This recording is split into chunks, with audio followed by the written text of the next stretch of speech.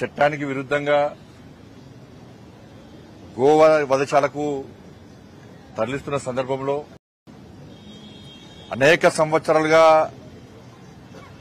గోవులను రక్షించేటువంటి ఒక ధర్మ కార్యం కోసం నిరంతరం పాటుపడుతున్నటువంటి బజరంగ్ దళ్ కార్యకర్త అయినటువంటి సోను సింగ్ ప్రశాంత్ సింగ్ పై ఎంఐఎం పార్టీ గుండాలు కాల్పులు జరపడాన్ని మేము తీవ్రంగా ఖండిస్తున్నాం.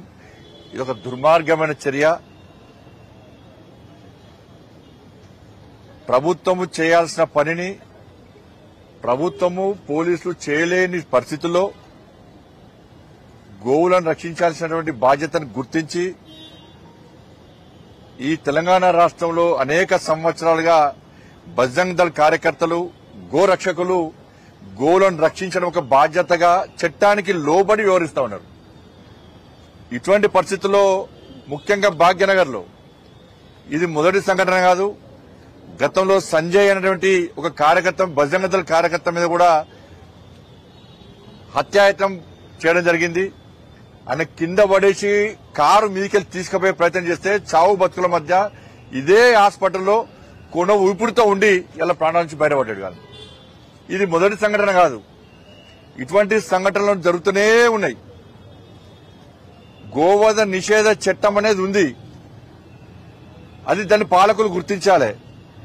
గోవధ నిషేధ చట్టాన్ని అమలు చేస్తే మాకు తుర్కోల ఓట్లు పోతాయని చెప్పి ఇవాళ పాలకులు భయపడుతున్నారు. ఎంఐఎం పార్టీకి వత్తాసు పలుకుతున్నారు. గతంలో బీఆర్ఎస్ పార్టీ ఇదే విధంగా ఎంఐఎంకు వత్తాసు పలికినప్పుడు ఎంఐఎం గుండాలు రెచ్చిపోయి హత్యలు, దోపిడీలు, మానభంగాలు, అనేక రకాలుగా ఆగడాలు బీఆర్ఎస్ పార్టీ పాలనలో ఎంఐఎం పార్టీ గుండాలు చేశారు. ఇవాళ కాంగ్రెస్ పార్టీ పాలనలో అంతకంటే ఘోరమైనటువంటి సంఘటన జరుగుతుంది. నిన్ననే నిజామాబాద్లో తెలుసు మనకు ప్రమోద్ అనేటువంటి వ్యక్తిని ఇలా ఎంఐఎం పార్టీ గుండా ఏ విధంగా హత్య చేసిండు. ఇది మొదటి సంఘటన కాదు. ఇది ఒకటి. ఇలా గోరక్షకులు ఎందుకు వస్తున్నారు? ఇవాళ ప్రభుత్వము చేయలేదు కాబట్టే ఇవాళ గోమాతను భారతీయులందరూ కూడా ఒక తల్లిగా, ఒక దైవంగా భావించేటువంటి సంస్కృతి భారతీయ సంస్కృతి. ప్రతి భారతీయుడి, భారతదేశంలో పుట్టిన ప్రతి ఒక్క భారతీయుడు అనుకునే వాళ్ళు గోమాతను తల్లిగా భావించాలి, దైవంగా భావించాలి. ఇస్లాంలో గోమాతను వధించుమని ఎక్కడైనా ఉన్నదా? నిజంగా మీరు భారతీయులైతే గోమాతను తల్లిగా భావించండి. లేకుంటే మీ తల్లిని కూడా మీరు నరుక్కుంటారంటే దానికి ఏం చేయలేం మేము. అటువంటి నీచపు ఆలోచన ఇస్లాంలో ఉందా చెప్పండి. బీఫ్ తింటే మజా ఉంటుందని చెప్పి ప్రసంగాలు చేసేటువంటి ఫాల్తుగాలు ఉన్నప్పుడు సమాజం గిట్టే ఉంటుంది. ఇలా మళ్ళీ చెప్తున్నా నేను, ఇస్లాంలో గోవును వధించమని లేదు, గోవును తల్లిగా భావించమని భారతీయ సనాతన ధర్మం చెప్తున్నది. మీరు ఇదే గోమాతను ఈ విధంగా వధిస్తే మీ తల్లిని మీరు నరుక్కున్నట్టే.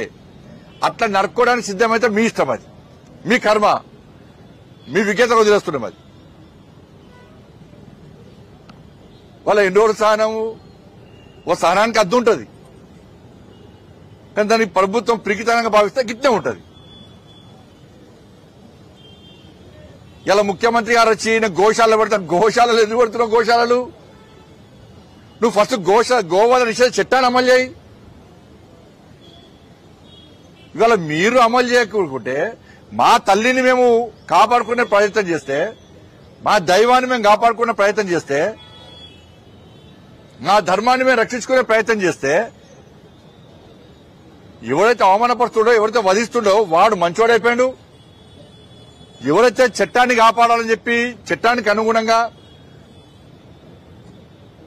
పోలీసులకు, ప్రభుత్వాన్ని సహకరించే ప్రయత్నం చేస్తే వాళ్ళ మీద తప్పుడు ప్రచారాలు అవుతుంటాయి. వాళ్ళ పోలీసు వాళ్ళు ప్రెస్ మీటింగ్ పెట్టారు. ఏం పెట్టారు? నేను దయచేసి మీడియా యాజమాన్యం విజ్ఞప్తి చేస్తున్నా, దయచేసి తప్పుడు ప్రచారాలు మీరు ప్రచారం చేయకండి. మళ్ళీ రిక్వెస్ట్ చేస్తున్నాను.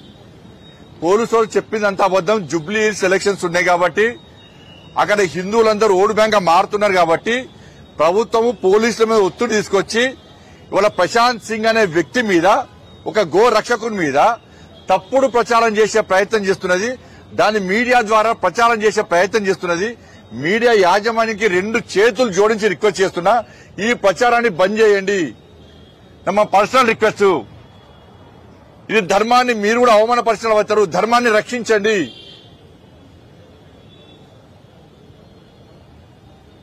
ఇలా సోను సింగ్ అనే వ్యక్తి 5 లక్షల కోసం ఆలోచించబడితే ఇలా పోలీసు వాళ్ళు అంటున్నారు, ఏమంటున్నారు? సోను సింగ్ వల్ల ₹1 కోటి నష్టం జరిగిందట ఆ ఫాల్తిగానికి. అంటే ₹1 కోటి వరకు దందా చేస్తుంటే పోలీసులు ఏం చేస్తున్నారు? ఇవాళ ₹1 కోటి దందా నష్టం చేస్తున్నారు. పక్క నష్టం ఏంది? ఈ పంత మరదంతరాలు. వ్యాపారానికి నష్టం వచ్చిందని పోలీసులు భావిస్తున్నారు. కానీ మనిషిని చంపి బుల్లెట్ ఎక్కడి నుంచి వచ్చింది? రివాల్వర్ ఎక్కడి నుంచి వచ్చింది? రివాల్వర్లు పెట్టి ₹1 కోటి దందా చేస్తున్నప్పుడు కూడా పోలీసుల చెక్ పోస్టులు ఏమైనాయి? పోలీసులు ఎందుకు పట్టించుకుంటలేరు? రివాల్వర్లు ఎక్కడి నుంచి వచ్చినాయి?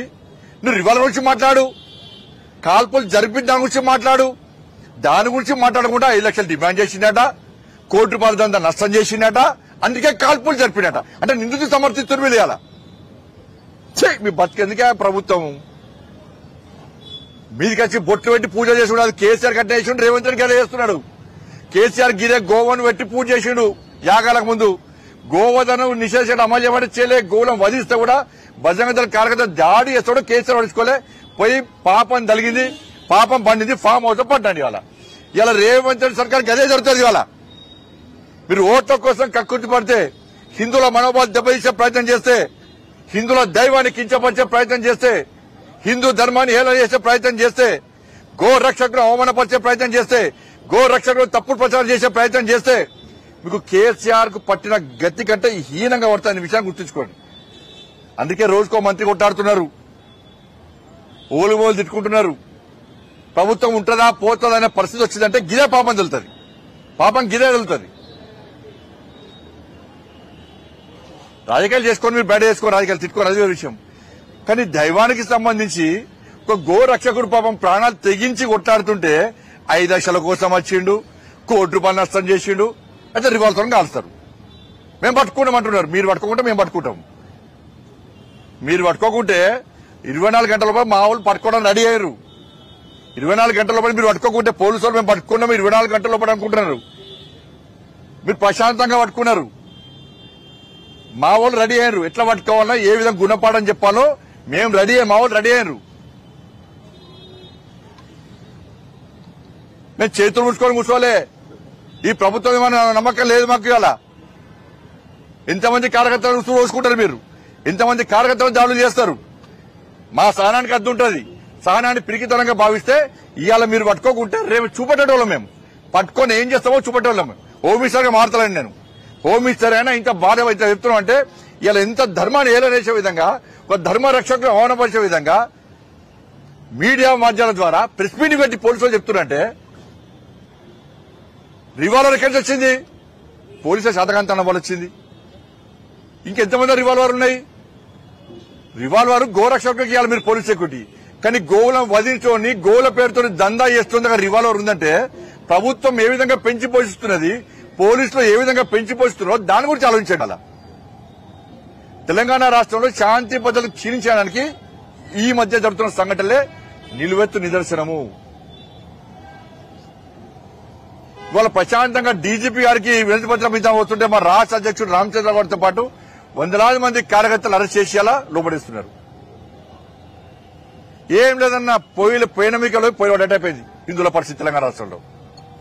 కేసీఆర్ అప్పుడు గిదే చేసిండు, రేవంత్ రెడ్డి అరెస్ట్గా గదే చేస్తున్నాడు. ఈ ప్రజలేమో మేము చెప్తే ఇన్లేదా? మీరు ఇలా ప్రజలు ఆలోచించాలి. ఇలా సమాజం, హిందూ సమాజం ఆలోచించాలి. మేము చెప్పిన విజ్ఞప్తులను మీరు విస్మరించారు కనుకనే ఇవాళ తెలంగాణ రాష్ట్రంలో గోవధ నిషేధంగా గోవధ యథేచ్ఛగా జరుగుతున్నది. ఇష్టపడదామా చెప్పండి. ఇలా మా కార్యకర్త ఇలా చావు బతుకు మధ్య కొట్లాడుతున్నాడు. ఆయన బతుకుతాడా చస్తాడా తెలియదు. ఆయనే ఒక వాల్మీకి కుటుంబం, పేద కుటుంబం, గుడిసెలు ఉంటాడు. ఆయనే తిండికి లేదాయనకు. అలా భార్య పిల్లలకు వాళ్ళ అమ్మ చాలా బట్టలు లేవు, వేసుకోవడానికి బట్టలు లేవు, కాళ్లకు చెప్పులు లేవు, చినిగిన బట్టలు వేసుకొని తిరుగుతున్నారు. ఈయనట 5 లక్షలు అడిగిండట. ప్రశాంత్ సింగ్ అనే వ్యక్తి ఇవాళ గోరక్షకుడు కాదు, అనేక సంవత్సరాలుగా బజరంగ దళ్ కార్యకర్తగా గోరక్ష చేస్తున్నాడు. ఎన్ని లక్షలు సంపాదించాడు మరి ప్రశాంత్ సింగ్? ఎన్ని బిల్డింగ్లు అనుకున్నాడు? ఎన్ని బట్టలు కొనుక్కున్నాడు?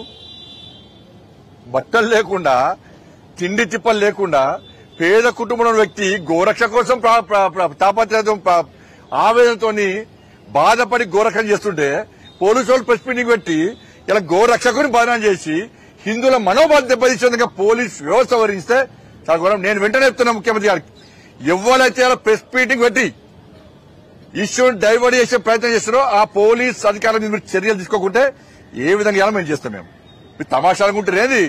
ప్రభుత్వం ఇలా ఉంటుంది బిక్తుంది. ఈ ప్రభుత్వాలకు భయపడేటువంటి వ్యక్తులం కాదు మేము. జుబ్లీస్ ఎన్నికలు ఉన్నాయని చెప్పి హిందువులందరూ ఓటు బ్యాంక్ మారుతారని చెప్పి ఒక వర్గం ఓట్ల కోసం మీరు హిందూ సమాజాన్ని హేళించే ప్రయత్నం చేస్తారా? క్షమాపణ చెప్పండి ముఖ్యమంత్రి కానీ, పోలీసు వాళ్ళు క్షమాపణ, డీజీపీ క్షమాపణ చెప్పండి. అలా రివాల్వర్ పెట్టుకుని గోరక్షణ కాల్చినప్పుడు క్షమాపణ చెప్పండి. వాళ్ళ కొంచెమన్నా సిగ్గుండాలే, అక్కలు ఉండాలి కొంచెమన్నా మాట్లాడడానికి. పోలీసులను ఒత్తిడి తీసుకొచ్చి ప్రెస్ మీటింగ్ పెట్టించే బదనాం చేస్తారా మీరు? పేద కార్యకర్త ఆయనే. ఇప్పుడు చూస్తానే మీరు ఆ పిల్లలు బట్టల్లో వాళ్ళ తల్లికి, చెప్పుల్లో పాపం వాళ్ళకు తిండికి లేదు, ఏడుస్తున్నారు వాళ్ళొచ్చి.